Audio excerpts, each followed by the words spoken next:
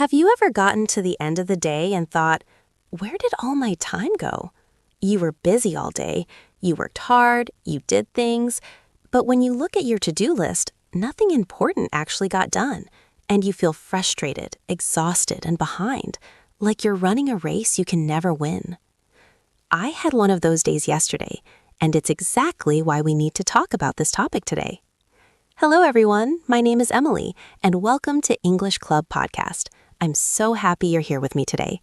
Whether you're listening during your commute, while doing chores, or just taking a break, thank you for choosing to spend this time learning English with me. You know, I need to be completely honest with you about yesterday. I woke up with such good intentions. I had a clear plan for the day. I was going to finish a big project, respond to all my emails, record a podcast episode, exercise, cook a healthy dinner, and spend quality time reading in the evening. I felt organized and ready. But then the day started. I checked my email and got pulled into responding to urgent messages. That took an hour. Then I got a phone call that I wasn't expecting, and that took another hour. Then I realized I needed to run an errand that couldn't wait. Before I knew it, it was lunchtime, and I hadn't even started on my main project. The afternoon wasn't much better. I tried to focus on the project, but I kept getting distracted. A notification on my phone, a message from a colleague, random thoughts popping into my head. I would start working, then get interrupted, then have to remember where I was, then start again. By the end of the day, I had been busy for 10 hours straight. I was exhausted, but when I looked at what I had actually accomplished, it was depressing. The big project wasn't finished, the podcast wasn't recorded, I didn't exercise, I ordered takeout instead of cooking, and I was too tired to read. I felt like a failure. I had worked all day but achieved so little, and I thought, I'm terrible at time management. Why can't I get things done like other people? Have you ever felt this way? Have you ever been busy all day but felt like you accomplished nothing? This is the frustration that so many of us experience, and it's exactly what we're going to talk about today. Today's topic is time management. We're going to discuss what time management really is, why it's so challenging, and most importantly, practical strategies you can use to manage your time better. This is such a crucial topic because time is the one resource we can't get more of. Money, you can earn more. Energy, you can restore with rest. But time, once it's gone forever. And being able to talk about time management in English is really valuable. You might need to discuss deadlines and schedules at work. You might want to explain why you're busy or how you organize your day. You might need to negotiate timeline extensions or coordinate schedules with colleagues. So today, we're going to learn the vocabulary and phrases to talk about time management naturally and confidently. Before we dive in, if you're enjoying this podcast, please like and subscribe to our channel for more English learning podcasts. It really helps us create more content for you. And if you find this episode helpful, share it with someone who's also struggling with time management. We really appreciate your support. All right, let's get started. Let me begin by talking about vocabulary. Related to time management. When we discuss managing time, there are some key words and phrases you absolutely need to know. First, time management itself. Time management is the process of organizing and planning how to divide your time between different activities. It's about using your time effectively and efficiently. The word schedule is essential. A schedule is a plan that shows when things will happen. For example, my schedule is very full this week, or I need to check my schedule before I commit to that meeting. The verb is to schedule, meaning to arrange for something to happen at a particular time. For example, I scheduled the meeting for Tuesday at 3 p.m. We use deadline to talk about the time by which something must be completed. For example, the deadline for this project is Friday, or I'm working under a tight deadline. A tight deadline means you don't have much time. Priority is another crucial word. A priority is something that's more important than other things. For example, my top priority today is finishing this report, or you need to prioritize your tasks. The verb prioritize means to decide the order of importance. Procrastinate is an important verb. To procrastinate means to delay doing something, usually because you don't want to do it.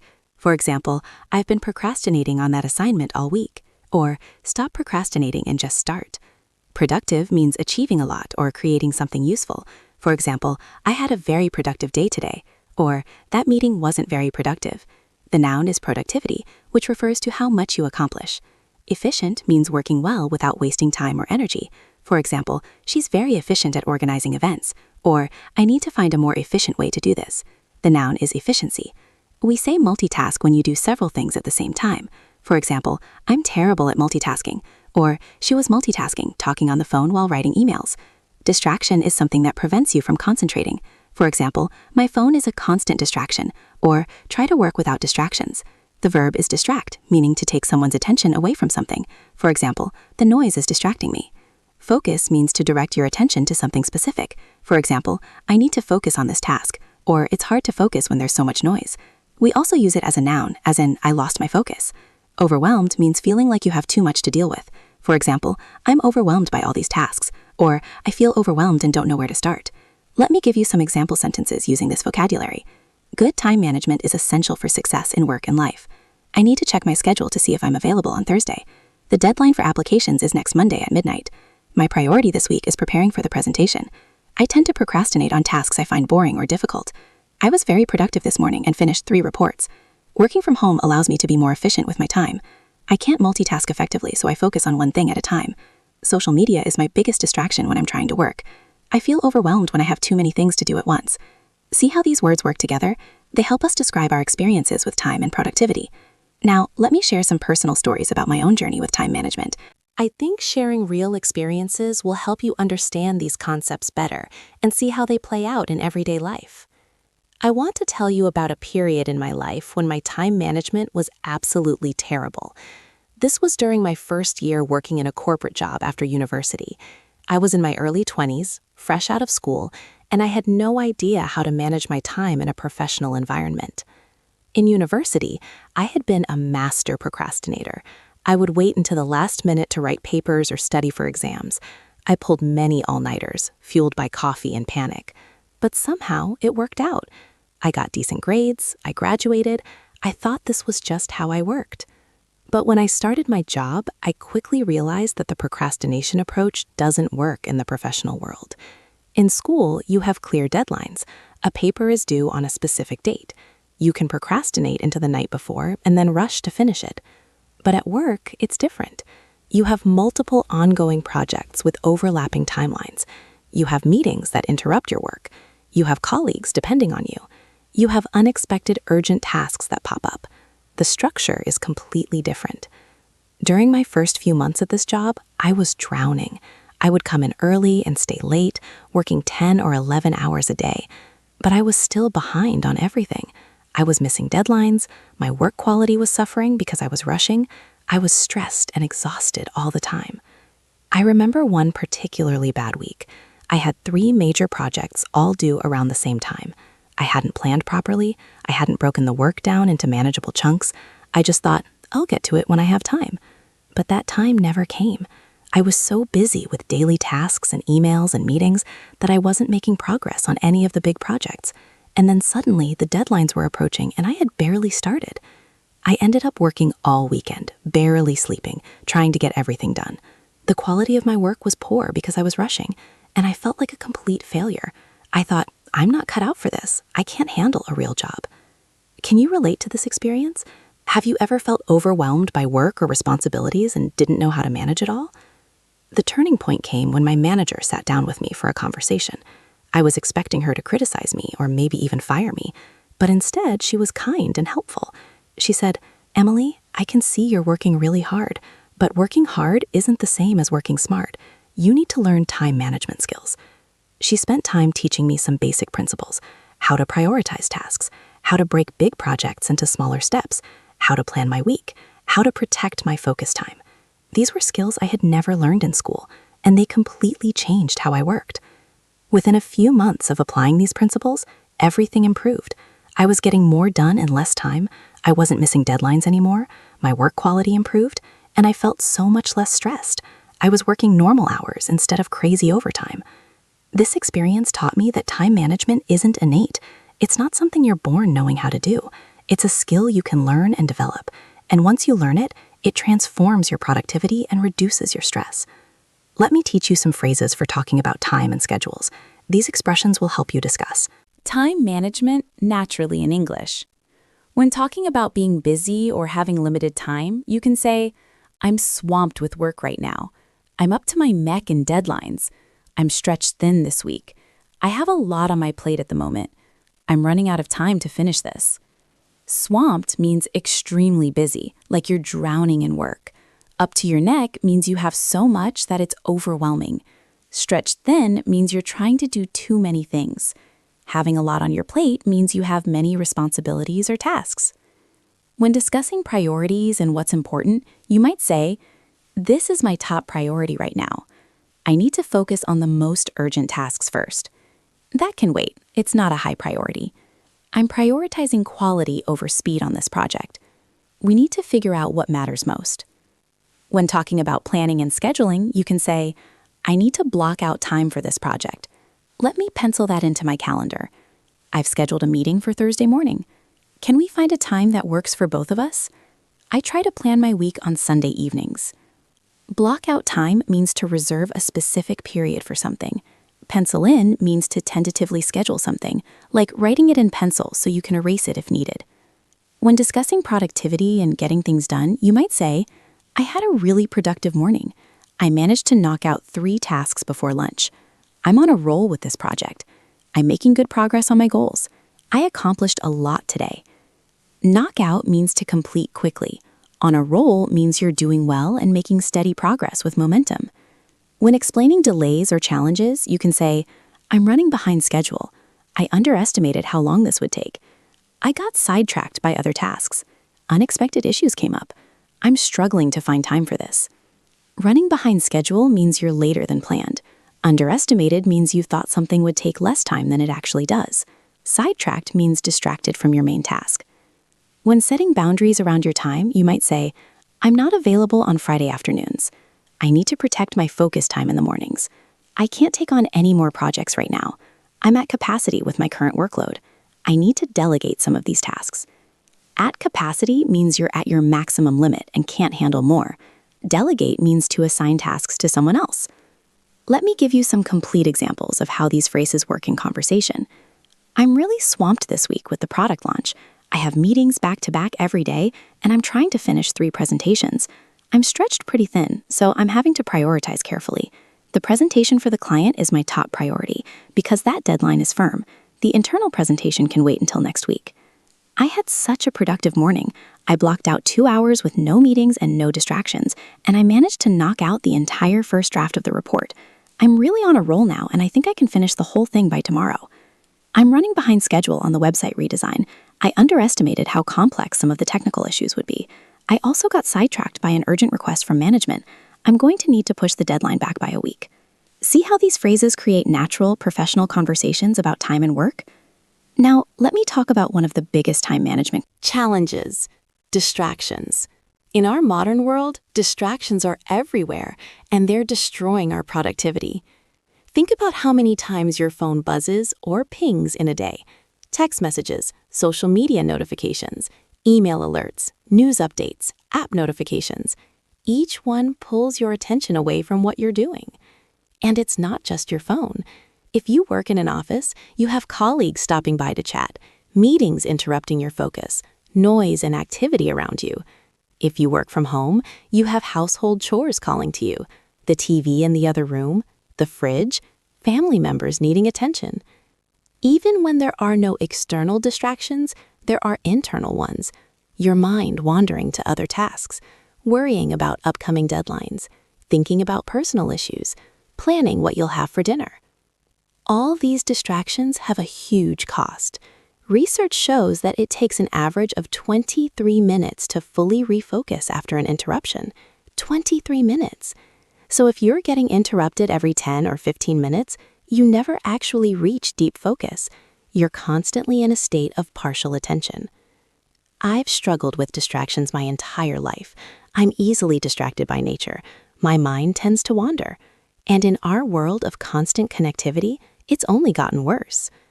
I used to work with my phone next to me, notifications on, and I would check it constantly.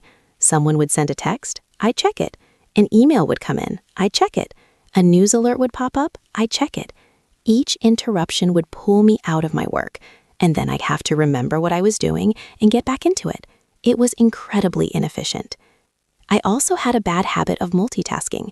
I would try to write a report while also checking email and participating in a chat conversation and listening to music with lyrics. I thought I was being efficient by doing multiple things at once, but actually I was doing all of them poorly. Research shows that multitasking is a myth. The human brain can't actually focus on multiple things simultaneously.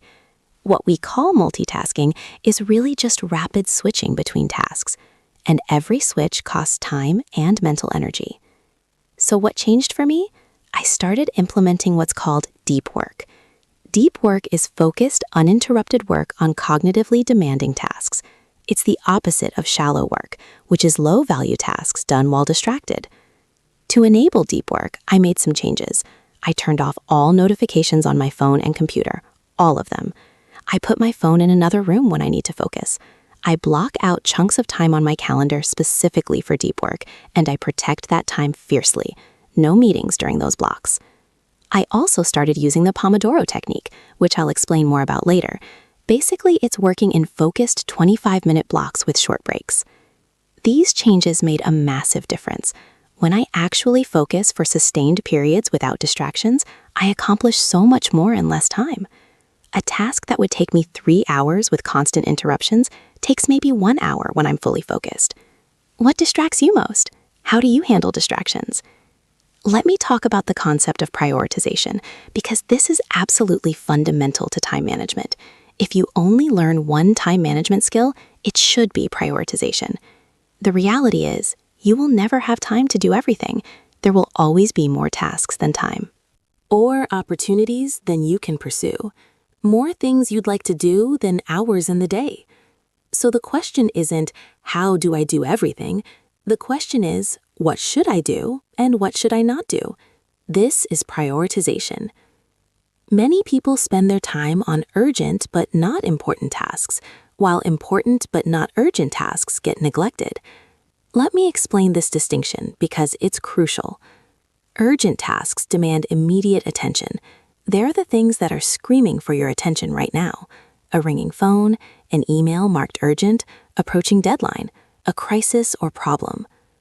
Important tasks are things that contribute to your long-term goals and values, things like strategic planning, relationship building, personal development, health, and preventative work.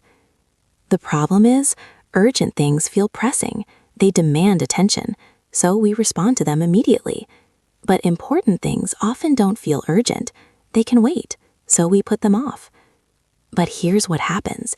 If you only do urgent things, you're always in reactive mode. You're always putting out fires. You never make progress on what actually matters. I lived this way for years. My days were filled with responding to emails, attending meetings, handling whatever crisis came up. I was busy all day, every day, but I wasn't making progress on my actual goals. I wasn't growing. I wasn't moving forward. The solution is to make time for important but not urgent tasks, to schedule them, to protect that time, to say no to some urgent things so you have time for important things. This requires discipline. It means sometimes ignoring your email for a few hours to work on an important project. It means declining meeting invitations that aren't truly necessary. It means disappointing people sometimes by saying you can't help right now. This was really hard for me. I'm a people pleaser by nature. I want to help everyone. I want to say yes to everything. Learning to say no felt selfish and uncomfortable. But I realized that saying yes to everything means saying no to my own priorities. If I say yes to every request for my time, I'm saying no to my own goals and needs. Now I try to regularly ask myself, is this task truly important? Does it align with my goals and values? Or is it just urgent and demanding my attention? If something is both urgent and important, I do it right away. If it's important but not urgent, I schedule time for it. If it's urgent but not important, I try to delegate it or do it quickly without much time or energy. And if it's neither urgent nor important, I try not to do it at all. This framework has really changed how I spend my time. I'm much more intentional now about what gets my time and attention. How do you decide what to work on? Do you tend to focus on urgent things or important things? Now let me talk about planning. Effective time management requires planning. You can't just show up each day and react to whatever comes up. You need a plan. There are different levels of planning. Some people plan their entire year. Some plan month by month. At minimum, I recommend weekly and daily planning. Weekly planning means sitting down once a week, usually Sunday evening or Monday morning, and looking at the week ahead. What are your major commitments? What deadlines are coming up? What important tasks need to happen this week? I block out time on my calendar for my most important tasks. If I have a big project that needs 3 hours of focused work, I Airily put that on my calendar as an appointment with myself. This ensures the time is protected. I also identify my top 3 priorities for the week. What are the 3 most important things that need to happen? Everything else is secondary. Daily planning is similar, but on a smaller scale. Each morning or the night before, I look at the day ahead. What meetings do I have? What tasks need to be done? What are my top 3 priorities for today? I write this down. There's something powerful about writing your plan rather than just thinking about it. It makes it concrete and helps you commit to it. Some people use detailed planning systems with elaborate planners and color coding and time blocking down to the minute. That's not me. My planning is simple, but even simple planning makes a huge difference compared to no planning. Without a plan, it's easy to drift through the day reacting to whatever comes up. With a plan, you have intention and direction. You know what you're trying to accomplish. Of course, plans don't always go as expected. Unexpected things come up, priorities shift. That's okay. A plan is a guide, not a rigid script. You can adjust as needed. But starting with a plan is so much better than starting with nothing. Do you plan your week and days? What planning system works for you? Let me talk about procrastination, because this is one of the biggest time management challenges people face.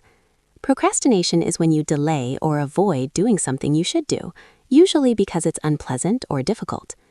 Everyone procrastinates sometimes, but chronic procrastination can really sabotage your productivity and goals. Why do we procrastinate? There are several reasons.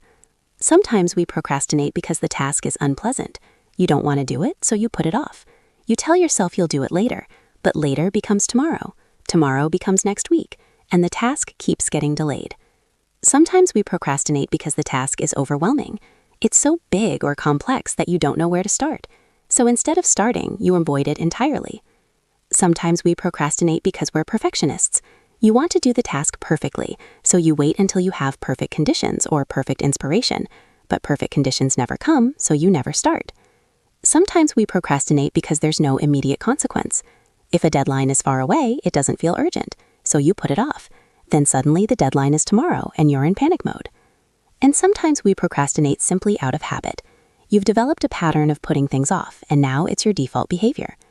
I've procrastinated for all these reasons at different times, and I've learned some strategies to combat procrastination. Strategy 1. Make the task smaller. If something feels overwhelming, break it into tiny steps. Instead of write the entire report, the task becomes write the introduction, or even smaller, write the first paragraph. A small task feels achievable.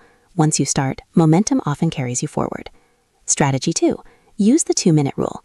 If something takes less than 2 minutes, do it immediately. Don't add it to your to-do list. Don't put it off. Just do it right now. This prevents small tasks from piling up. Strategy 3. Start before you feel ready. You don't need perfect conditions or perfect motivation to start. Just start, even if you're not in the mood. Even if conditions aren't ideal, action often creates motivation, not the other way around. Strategy 4. Use time pressure strategically. Set an artificial deadline before the real deadline. Tell someone about your deadline to create accountability. This creates healthy pressure that counters procrastination.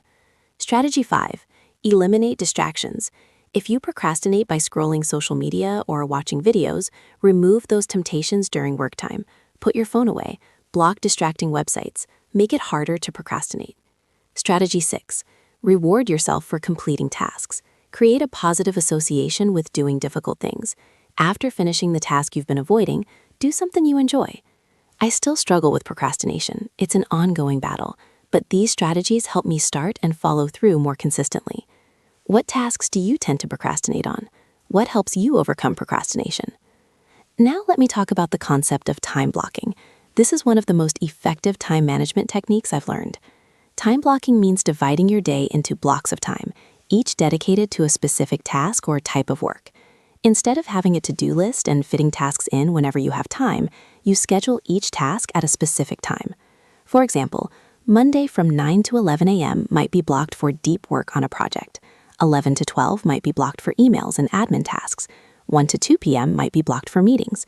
2 to 4 p.m. might be blocked for another project. 4 to 5 p.m. might be blocked for planning and wrap-up. The key is that each block has a specific purpose. You're not just vaguely working. You know exactly what you should be doing during each time period. Time blocking has several benefits. First, it ensures important tasks actually get done because they have dedicated time. If something isn't on the calendar, it often doesn't happen. Second, it helps you be realistic about what you can accomplish. When you actually allocate time blocks, you see how much time things take. You can't fool yourself into thinking you can do 8 hours of work in a 4-hour day. Third, it reduces decision fatigue. You don't have to constantly decide what to work on next. You've already decided when you planned your blocks. Fourth, it helps you protect focus time. If you have a block scheduled for deep work, you can decline meetings or interruptions during that time. I started using time blocking about 2 years ago, and it's transformed my productivity. Here's how I do it. On Sunday evening, I look at my week. I identify my most important tasks for the week. Then I block out time for those tasks on my calendar. I treat these blocks like appointments. They're sacred. I also block out time for different types of work. Deep focus work in the morning when my energy is highest, meetings and collaborative work in the afternoon, admin tasks like email in shorter blocks between other work. I leave some buffer time between blocks for transitions, bathroom breaks, getting coffee, dealing with unexpected things. And importantly, I protect these blocks. If someone asks to schedule a meeting during my deep work block, I say I'm not available. I suggest alternative times. This requires discipline and boundary setting, but it's worth it. My most important work actually gets done instead of being constantly pushed aside by urgent but less important things. Of course, some days don't go according to plan. Emergencies happen. Priorities shift. That's okay. I adjust my blocks as needed, but having the structure makes a huge difference. Have you tried time blocking? Does it seem like something that could work for you? Let me share some thoughts about energy management, because time management isn't just about hours. It's also about energy. You might have 8 hours available to work, but if your energy is low, those hours won't be very productive. Understanding your energy patterns and managing your energy is crucial. Most people have different energy levels at different times of day. Some people are morning people. They wake up full of energy and focus. They do their best work early. By afternoon, they're tired. Other people are night owls. They wake up slowly. They don't really get going until late morning or afternoon. They might do their best work in the evening. I'm definitely a morning person. My peak energy and focus are between about 8 a.m. and noon. That's when my brain works best. That's when I can do complex, creative, demanding work. By mid-afternoon, my energy drops. I can still work, but I'm not as sharp. I'm better suited for routine tasks, meetings, admin work, things that don't require peak mental performance. By evening, I'm pretty much done. I can do light tasks, but anything requiring real concentration or creativity is difficult. Understanding this about myself has helped me structure my days better. I do my most important, demanding work in the morning during my peak energy. I save easier tasks for the afternoon when my energy is lower. This is so much more effective than trying to do important work when I'm tired or doing mindless tasks when I'm at peak energy. Your energy patterns might be different from mine. The key is to figure out when you're at your best and schedule your most important work during those times. Energy is also affected by things like sleep, food, exercise, and stress. If you're sleep deprived, no time management system will make you productive. If you eat a heavy lunch, you'll be sluggish in the afternoon. If you don't exercise, your overall energy will be lower. So energy management includes taking care of your physical health, getting enough sleep, eating well, moving your body, managing stress. These aren't optional extras. They're fundamental to having the energy to use your time effectively. I learned this the hard way. I used to sacrifice sleep to get more work done. I thought I was being productive by working late into the night, but actually the next day I'd be exhausted and slow. The extra hours at night weren't worth the lost productivity the next day. Now I prioritize sleep. I aim for 7 to 8 hours every night, and I'm much more productive overall. How's your energy throughout the day? When are you at your best? Now let me talk about saying no. This is one of the hardest but most important time management skills. Every time you say yes to something, you're saying no to something else. If you say yes to a meeting, you're saying no to the work you could do during that time. If you say yes to a social commitment, you're saying no to rest or other activities. The problem is, many of us say yes too often. We say yes to every request, every invitation, every opportunity. We don't want to disappoint people. We don't want to miss out. We want to be helpful and accommodating. But saying yes to everything means you're overscheduled, overwhelmed, and unable to do anything well. You're Read too thin. Learning to say no is essential for managing your time and protecting your priorities. But saying no is hard. It feels uncomfortable, rude, selfish. You worry about what people will think. You don't want to let people down. I really struggle with this. I'm a people pleaser. When someone asks me to do something, my instinct is to say yes, even when I'm already overwhelmed, even when it's not aligned with my priorities. I just want to be helpful and make people happy.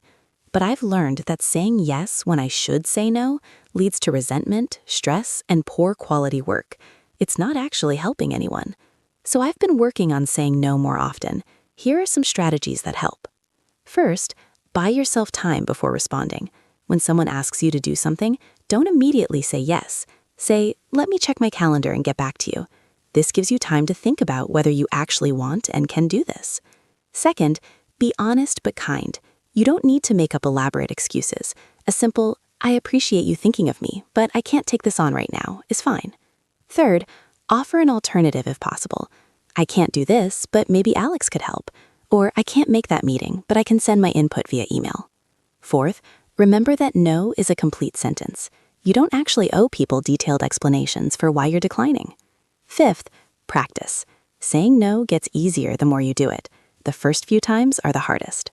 I still find saying no uncomfortable, but I've gotten better at it, and I've realized that most people are much more understanding than I expected. When I say I can't do something, people usually just say, "Okay," and move on. The disaster scenarios I imagine in my head rarely happen. Saying no to good things allows you to say yes to great things. It protects your time for what truly matters. How comfortable are you with saying no? What makes it difficult for you? Let me talk about the Pomodoro technique, because this is one of my favorite time management tools. The Pomodoro technique is a time management method where you work in focused sprints of 25 minutes, followed by short 5-minute breaks. After 4 sprints, you take a longer break of 15 to 30 minutes. Here's how it works. You choose a task. You set a timer for 25 minutes. You work on that task with complete focus until the timer goes off. No checking email, no looking at your phone, no switching tasks. Just 25 minutes of dedicated work. When the timer goes off, you take a 5-minute break. Get up, stretch, get water, look out the window, do something different. Just rest your brain. Then you start another 25-minute sprint, and another, and another. After 4 sprints, you take a longer break. This technique is surprisingly effective. Here's why. First, 25 minutes feels manageable. Even for tasks you're dreading, you can handle 25 minutes. This makes it easier to start. Second, knowing you have a break coming helps you maintain focus. You can resist distractions better when you know you only have to resist for 25 minutes. Third, the regular breaks prevent burnout and maintain your energy. You can sustain focused work for much longer when you're taking breaks. Fourth, the time constraint creates urgency. You work more efficiently when you know you have exactly 25 minutes. I use the Pomodoro technique for tasks that require focus and that I tend to procrastinate on. The structure really helps me stay on track. Example, if I need to write something, I'll set my timer and commit to writing for 25 minutes. I'm often amazed by how much I can write in a focused 25-minute sprint, way more than I'd write in an hour of distracted, interrupted work. Some people follow the technique strictly, others adapt it. Maybe your sprints are 50 minutes instead of 25. Maybe you don't take breaks after every sprint. That's fine. Adapt it to what works for you. The core principle is alternating focused work with rest. This rhythm is really effective. Have you tried the Pomodoro technique or something similar? What helps you maintain focus? Now let me discuss the relationship between perfectionism and time management. Perfectionism can be a major obstacle to managing time effectively. Perfectionists often struggle with time management because they spend too much time trying to make everything perfect. They agonize over details that don't really matter. They revise and revise and revise, never feeling like something is good enough. perfectionism also leads to procrastination. If you believe you need perfect conditions or perfect inspiration to start, you'll never start because perfect conditions don't exist. I have perfectionist tendencies, and they've definitely interfered with my time management. I would spend hours on tasks that should take 30 minutes because I was trying to make them perfect. I would miss deadlines because I couldn't bring myself to submit work that wasn't perfect in my eyes. The reality is, perfection is an impossible standard. Nothing is ever perfect, and the pursuit of perfection often leads to diminishing returns. You spend huge amounts of time making tiny improvements that no one else even notices. I've had to learn to embrace good enough, to recognize that done is better than perfect, to accept that sometimes B-plus work delivered on time is more valuable than A-plus work delivered late. This doesn't mean doing sloppy work or not caring about quality. It means being strategic about where you invest your time and effort. Some things really do need to be excellent, but many things just need to be good enough. I ask myself, what's the appropriate level of quality for this task? If it's a high-stakes presentation to a client, yes, it needs to be really polished. But if it's an internal email, good enough is fine. I don't need to spend 30 minutes crafting the perfect email. Letting go of perfectionism has been hard but liberating. I get so much more done now. I meet deadlines consistently, and honestly, the quality of my work hasn't suffered. Most of the time, my good enough work is actually quite good. Do you struggle with perfectionism? How does it affect your time management? Let me talk about delegation and asking for help. This is another important time management skill that many people neglect. You don't have to do everything yourself. Sometimes the most effective time management strategy is to have someone else do something. If you're in a leadership position at work, delegation is crucial. You can't possibly do everything yourself. You need to delegate tasks to your team members. This frees up your time for the things only you can do. But delegation isn't just for managers. Even if you're not in a leadership role, you can often delegate or share tasks. You can ask colleagues to collaborate. You can hire someone for personal tasks like cleaning or yard work. You can use services and tools that automate things. Many people struggle with delegation. They think it's faster to do things themselves. They don't trust others to do it as well. They feel guilty asking others to help. I definitely struggled with this. I had a hard time delegating at work because I thought I could do things better and faster myself. But this led to me being overwhelmed while my team members were underutilized. I had to learn that delegating isn't about perfection. The person I delegate to might do things differently than I would, but as long as they do it well enough, that's okay. And often, once people learn, they do it just as well or even better than I would. Delegating also helps develop others. When you delegate, you're giving someone an opportunity to learn and grow. You're not burdening them, you're helping them develop skills. In my personal life, I've also learned to ask for help and use services. I used to do everything myself because I felt like asking for help was a sign of weakness or failure. But now I recognize that my time is valuable. If I can pay someone to clean my house for 2 hours so I can spend those 2 hours on work that earns more money or on rest that restores my energy, that's a good trade. Think about what tasks you could delegate or get help with. What would free up your time for more important things? Now let me talk about technology and time management. Technology can be both helpful and harmful when it comes to managing time. On one hand, technology gives us amazing tools.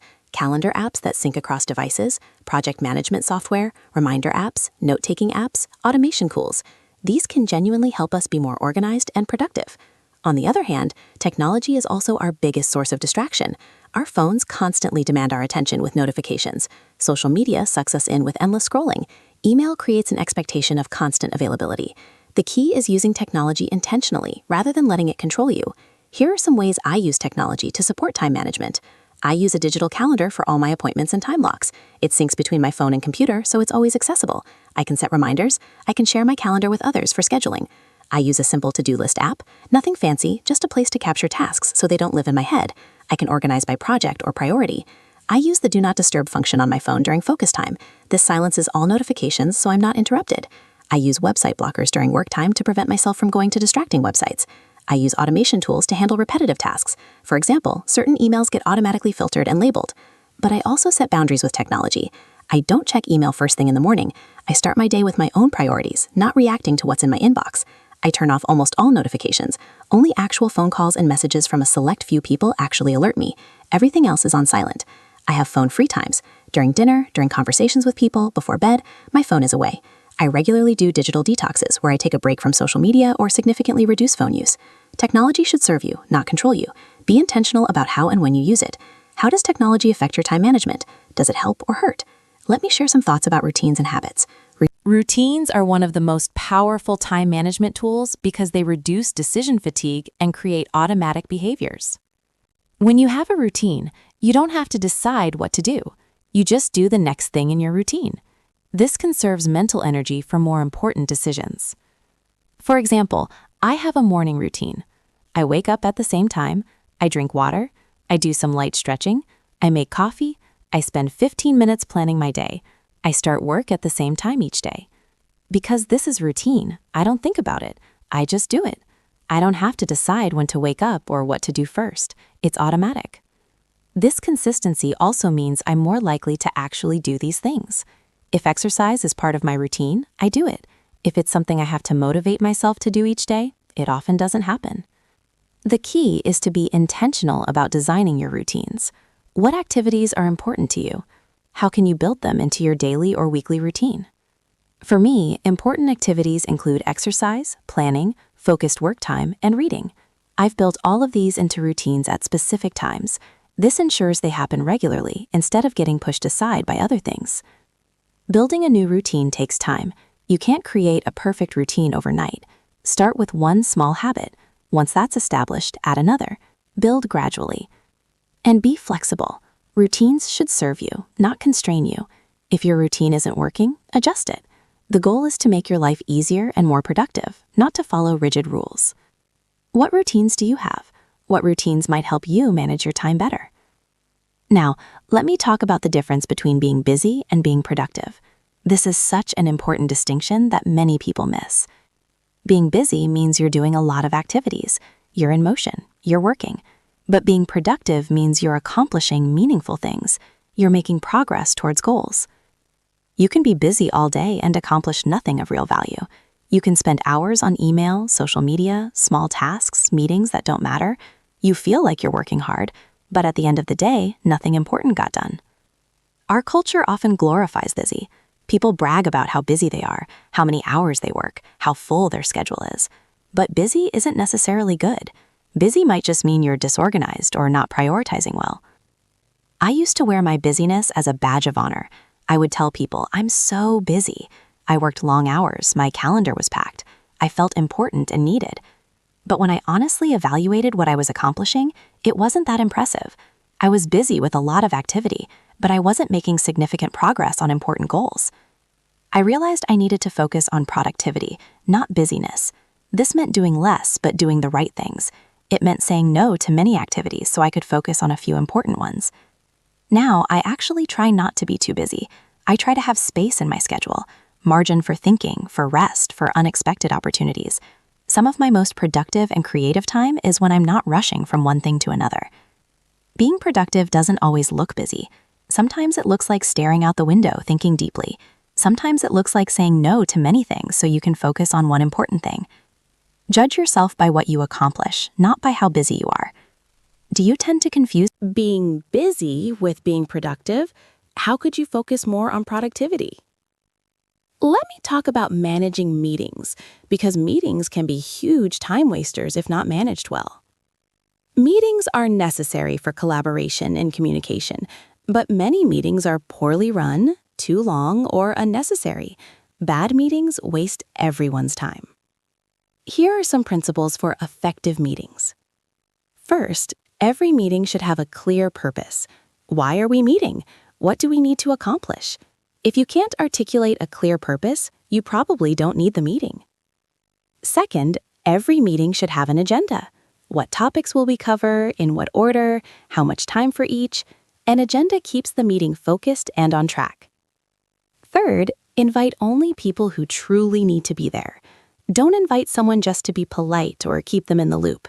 Their time is valuable too. Fourth, start and end on time. Respect people's schedules. If the meeting is scheduled for 30 minutes, end in 30 minutes, even if you haven't covered everything. You can schedule a follow-up if needed. Fifth, assign action items clearly. Who will do what by when? Document this so everyone knows their responsibilities. Sixth, consider if the meeting is even necessary. Could this be an email? Could it be handled asynchronously? Don't default to meeting for everything. I've been in so many bad meetings. Meetings with no clear purpose that just meander, meetings that go way over time, meetings where people repeat the same points, meetings that accomplish nothing. These meetings are so frustrating. You sit there for an hour and think, this could have been an email. I just wasted an hour of my life. When I'm in control of meetings, I try to run them efficiently. Clear purpose, agenda sent in advance, start and end on time, clear outcomes and action items. I also try to decline meetings when I don't think I need to be there. I politely ask the organizer what my role would be and if I really need to attend. Often they realize I don't need to be there and I can just receive notes afterwards. Protecting my time from unnecessary meetings has made a big difference in my productivity. How are meetings in your workplace? Are they generally productive or time-wasting? Now let me discuss the importance of rest and recovery in time management. This might seem counterintuitive. How does rest help you manage time? Shouldn't you be working to use your time productively? But here's the thing, you can't work productively all the time. Your brain and body need rest to function well. If you try to work constantly without rest, your productivity actually decreases. You make more mistakes, you work slower, you can't focus as well. Rest isn't wasted time. Rest is necessary time. It's when your brain processes information, consolidates learning, and restores energy. It's when your body repairs and renews itself. I used to view rest as lazy or unproductive. I would feel guilty taking breaks or having downtime. I thought I should be working or doing something useful every moment. But I learned that this approach is unsustainable. I would push and push and push until I was completely exhausted. Then I'd be useless for days. This isn't effective. Now I try to view rest as part of productivity, not separate from it. I schedule breaks, I take weekends off, I have activities that restore my energy, like reading or spending time in nature. I also try to have a clear end to my workday. When the workday is over, I stop working. I don't check email in the evening, I don't think about work problems, I rest and recharge so I can be productive again tomorrow. This boundary between work time and rest time is really important.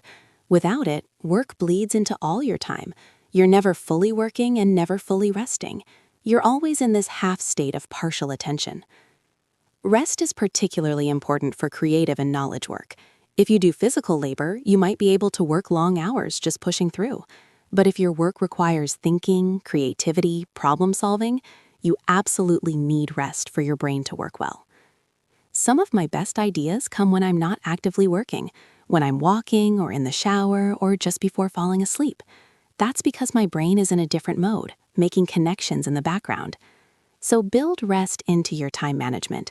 It's not optional, it's essential. How do you approach rest? Do you view it as productive or as waste of time? Let me share some final thoughts about time management as we start to wrap up this conversation. First, time management is deeply personal. What works for someone else might not work for you. You need to experiment and find strategies that fit your personality, your work style, your life situation. Don't just copy someone else's system. Adapt and customize. Second, time management is a skill that improves with practice. You won't be perfect at it immediately. You'll make mistakes, you'll have days or weeks where everything falls apart. That's okay. Keep practicing, keep learning, keep adjusting. Third, be flexible. Life changes. Your circumstances change, your priorities change. Your time management system needs to change too. What worked last year might not work now. Be willing to adapt. Fourth, perfect time management doesn't exist. You will never reach a point where you have perfect control over your time, where everything always goes according to plan, where you're always productive. There will always be challenges, interruptions, unexpected events. The goal isn't perfection. The goal is continuous improvement. Fifth, time management isn't just about squeezing more productivity out of every hour. It's about making time for what truly matters to you. It's about living intentionally rather than just reacting to demands. It's about creating a life that feels fulfilling and balanced. For me, good time management means I have time for my important work, but it also means I have time for relationships, for health, for hobbies, for rest. It means I'm not constantly stressed and overwhelmed. It means I feel in control of my life rather than feeling like life is controlling me. Sixth, technology and tools can help, but they're not the solution. You can have the best planner, the best apps, the best system, but if you're not making good decisions about priorities and boundaries, those tools won't help. Time management is ultimately about self-management. It's about discipline, focus, and choice. And finally, remember that time is your most precious resource. You can earn more money, you can learn new skills, but you can't get more time. Once a moment is gone, it's gone forever. So use your time intentionally. Spend it on things and people that matter. Don't waste it on things that don't align with your values and goals. I'm still learning and improving at time management. I have weeks where I manage my time well and feel productive and balanced. I have other weeks where everything falls apart and I feel like I'm barely keeping my head above water. But overall, I'm so much better at managing my time than I was 5 or 10 years ago, and I continue to learn and improve. Time management has genuinely changed my life. It's reduced my stress, it's increased my productivity, it's helped me make progress on goals that are important to me, it's given me time for relationships and activities I care about, it's helped me feel more in control and less overwhelmed. And I believe it can do the same for you. You don't have to be perfect, you just have to be intentional. You just have to keep trying, keep learning, keep improving. Start small. Pick one time management strategy from this conversation and try it. Maybe it's planning your week. Maybe it's using time blocking. Maybe it's practicing saying no. Maybe it's eliminating distractions during focused work time. Just pick one thing and try it. See how it goes, adjust as needed, then add another strategy. Build gradually. Be patient with yourself. You can't control time. Time passes at the same rate for everyone, but you can control how you use your time, and that makes all the difference. I hope today's conversation has given you some insights and practical strategies for managing your time better. I hope it's shown you that time management is a learnable skill, not an innate talent. And I hope it's inspired you to take control of your time and use it more intentionally. I'd love to hear from you. What are your biggest time management challenges? What strategies have worked for you? What did you learn from this conversation that you want to try? Leave a comment below and practice talking about time management in English. I read all the comments and I'd love to hear your experiences and insights. And please, like and subscribe to English Club for more English learning podcasts. Thank you so much for listening today. I know this was a long episode, but I hope you found it valuable and helpful. Keep practicing your English. Keep working on managing your time better. And remember, you don't have to be perfect. You just have to be intentional. You've got this. Thank you again for being here with me today. Use your time wisely, protect your priorities, and I'll see you in the next episode. Take care, everyone.